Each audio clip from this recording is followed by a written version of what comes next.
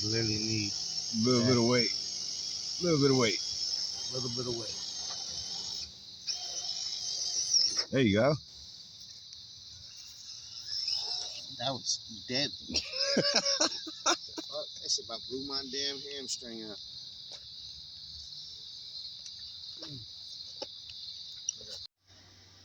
Alright, there we go. That's a nice, beautiful view of those gears. I had to put my phone on the charger. But there is some grease in there. So, and these are the 24:1 gear ratio. So I'm not for sure if it's going to be the fast or the slow. I hope these are the more torquey ones, the more slow ones. So I'm going to go ahead and button this back up with the 4 screws.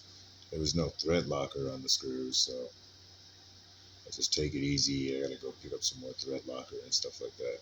But let's go ahead and put it all back together. Alright, we used the supplied screws. They were a little shorter than the stock screws. You can see those 2 screws right there and there. So the screws that came with it, they're way shorter than the stock screws that come in the Redcat. But another thing I wanted to show you is I phase the drive shaft, so try and least vibration on fast speeds. So if you look, our pig gear here is in line. This pig gear on the this end of the drive shaft, it's also in line coming out of the transmission here on this end of the drive shaft, and it's also a line here. And that'll keep rotation and vibration down and the drive shaft spinning. But there's another issue that we got to work on. We got the Injora speed controller sitting in the back. Metal gears, metal transmission. We got to work on the shocks. I need a screw or a bolt that'll go in here for the shocks. So once I get that figured out, find a screw in my toolbox, we should be good to go. Then we'll continue on with the Mias radio. I really like the size of this radio. Well, it still won't come on. I don't know if it has a battery in it or not. I have to charge it. It came on with and I plugged up the power cord to it. Really nice radio. I can't seem to get that open. And it says it takes 18650 batteries.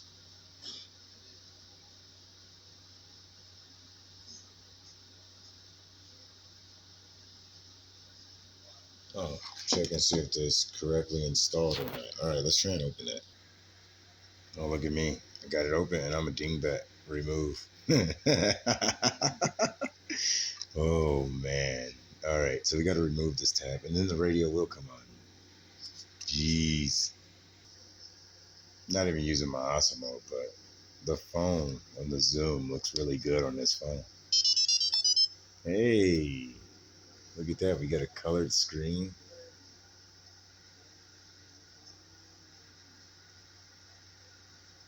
That's pretty cool. It's probably trying to find the car. I don't know how to bind it and everything, but it's got 8-channel radio. Oh, that's crazy. That's textured and stuff. That's pretty cool. That's really sweet. This is nice. He's gonna like this. He might end up liking this truck a lot better than his K10. That's really cool. We'll put that on the charger, and then next we need to wire up the motor. We got our battery plug here. Put the battery tray back in, and figure out mounting the shock. These drive shafts that I ordered months ago, I forgot about them. Drive shaft. I was gonna put them on Adrian's truck, but I ordered these for Parker's Redcat, And it don't matter which Redcat you have, if you have the Ascent 2 and the Scout 18, or even, well, the brushless one don't need this, but this is all for brush stuff. We will be putting a brushless kit in these trucks, but you can run, you know, the new brushless setup, like a Viper setup or something like that, and then grab that Mias radio. The receiver box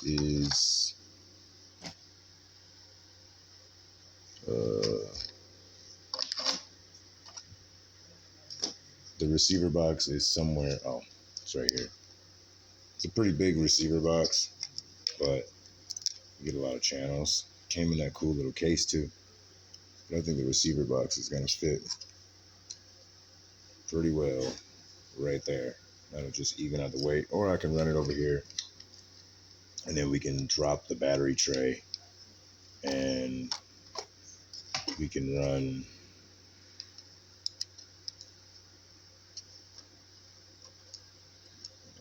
I mean, there's no shock, but we can run our stuff low, and then we can take our speed controller and put our speed controller in the front. I don't know. I'll figure it out. I mean, I know this is up high right here. Running it like this up high, but if we could try and center it, get it more over towards the motor. Servo, that's not a lot of weight, but that's something. Battery. I wouldn't mind running the battery on the side post, you know what I'm saying? Close like that, run our battery.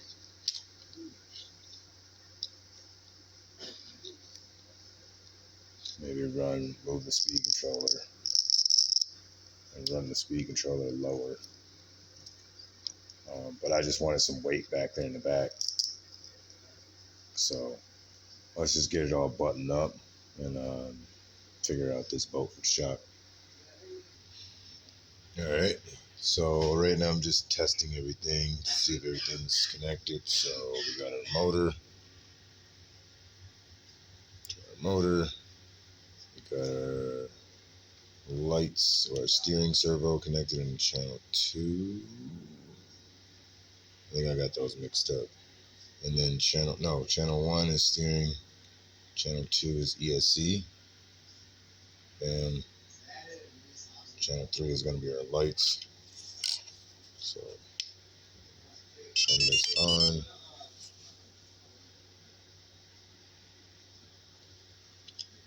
Alright, let's just set our radio.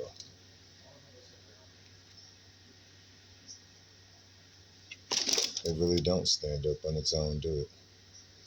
Yeah, kind of. You can get it to stand up.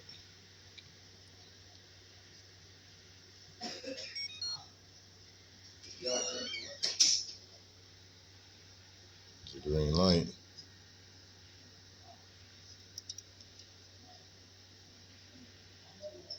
Oh, wait a minute. I think we got to hold the bind button.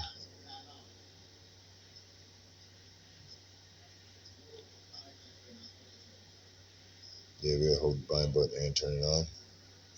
So let's try that. Alright, let's see if I can do this one-handed. So right now the truck's blinking green, and we need to go down to bind.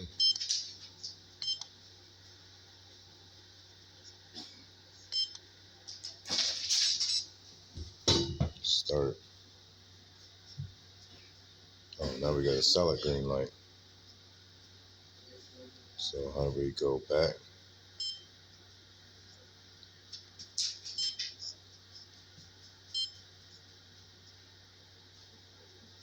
So end is back. Nice. We got our thing. Oh, we can get that, and we can set endpoints too now. Let's see, channel 3. And don't turn on our lights.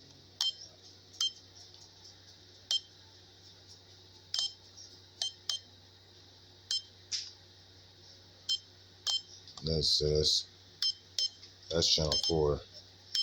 So I wonder if we plug it into channel 4, we can get the lights to work. I don't see any other buttons on here. So we got this. That's channel 3, but it's not turning our lights on. And we got ground.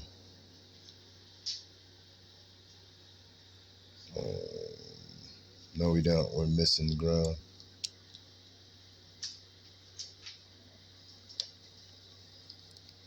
The lights are on, but they're not turned off though.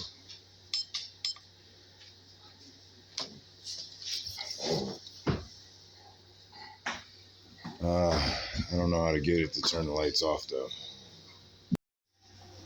Alright, so I kind of cleaned up the wires a little bit. I tried to clean up the wires as best I could. So I got my battery lead here that we're going to power the truck with.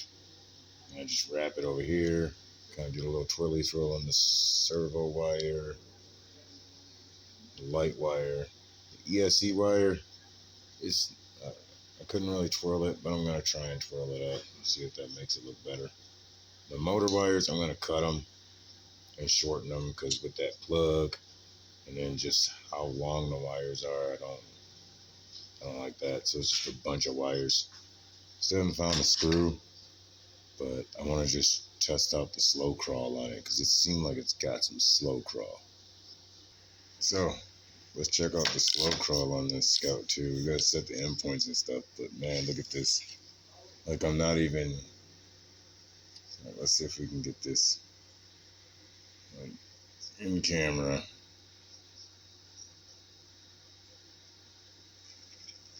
Oh Lord, my finger is like barely the. I love the Injora speed controller, but with those 24-1, if you could just see, that's gonna be nice. And with those weighted rims, oh yeah, that's gonna be nice. Not for sure if the ESC is waterproof. It's probably not. There's a little bit of jerky I'm noticing. So let's flip it over on collapse mode and just see how the axles run.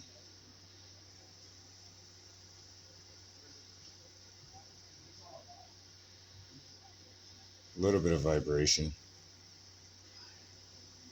but that just could be the axle inside the transmission could be wobbling.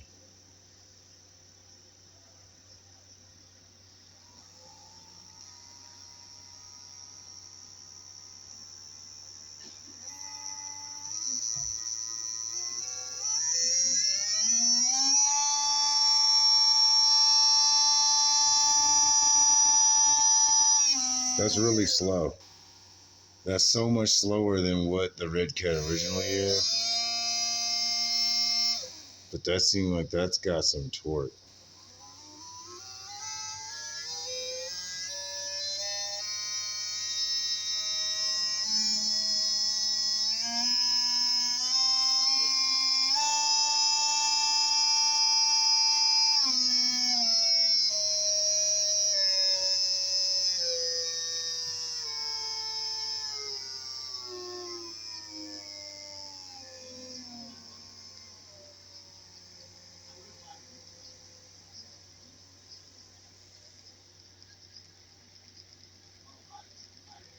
That is an amazing pair up right there. That motor and trans with that ESC. Yeah, that's nice. That's nice. So you know what that means. We gotta find a boat. Man, Parker's truck is good. Might have to be a donation, huh? We might have to donate to get the Gen 2. I haven't figured out how to turn off the lights and stuff like that, or figure out if these switches, if I can switch them to, be off and on. Probably like my Fly Sky radio I used to have. And then just to be able to one-hand drive it, he's gonna really love this truck now. He only crawled it like 2-3 times. Then I ended up breaking it. But the slow crawl, let's just gotta test it. Oh man, yeah, the tires are so weighted. Yeah. Oh, I'm not even like. Oh, that. Yeah, I can already tell that that's gonna be amazing. Yeah, it wants to crawl up my. Oh yeah. Oh yeah. All right there. Now the Bronco does like a jerky in reverse. This kind of has like a jerky in reverse. Not a lot, but it could just be my drive shaft and my Bronco is just phased out. But got a little bit of punch to it too. That was our suspension's not together, but oh yeah, I could feel the table. The table's literally shaking from me driving the truck. Like,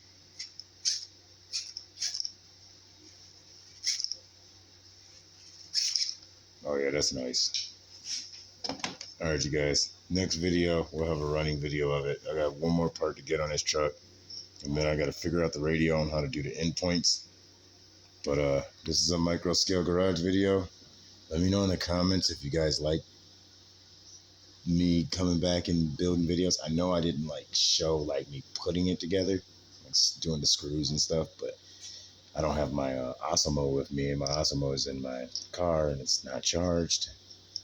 More excuses, but it's really heavy with the bronze rims. We got to get some drive shafts for it, and we got to get brass. I'm gonna get high center clearance links and metal drive shafts, and then we'll probably do like see if I can go with the FMS gears for the portals so we can overdrive the front axle. And then what we might do is we might upgrade, because the new Redcat has those wider axles. The can't remember what it's called, but there's a new comp truck that has wide axles, so that Redcat brought out. So I don't want to spend $200 on a new truck. I'm just gonna build this brand new Gen 2 that we didn't crawl, and now it's even newer because it has totally new electronics. So that's $80. Motor, trans, the motor and trans that was together combo, Amazon from Injora. It was like $33 with the metal gears in it, and you get two choices: 13-1 or 24-1. The Endura MB 100 ESC was like $22 to $33. The Mias Racing orange controller, they have two colors, black or orange. I like the orange, and it goes with his body. This was $34.99, so all together it came out, it was like $80, you know, shipped or whatever, like 89, 90. It's under $100, way under $100.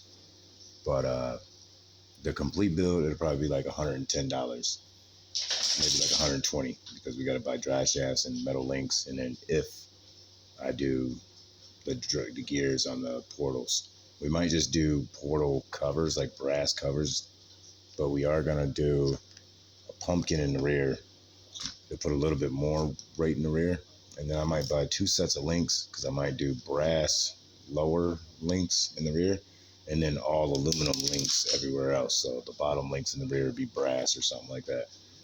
So it's gonna be an ultimate little rock crawler. This one's gonna crawl better.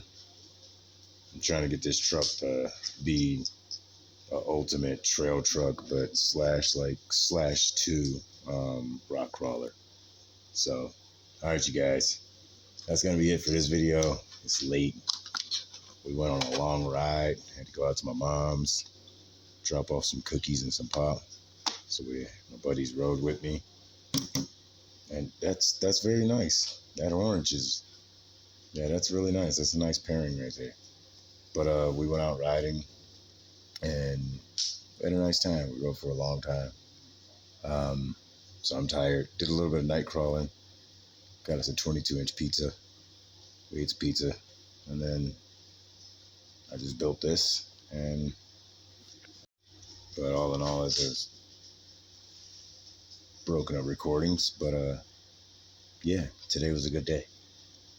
I'm gonna lower the truck. I'm probably gonna lower it to where the tires look like they're in the wheel well. We'll do like an old build, old school build with this body and stuff like that. So seems like it's gonna fit pretty good. All right, you guys, that's what we got to do with this truck. See you guys in the next video. Peace out. May the Lord Jesus Christ bless us all. Oh yeah.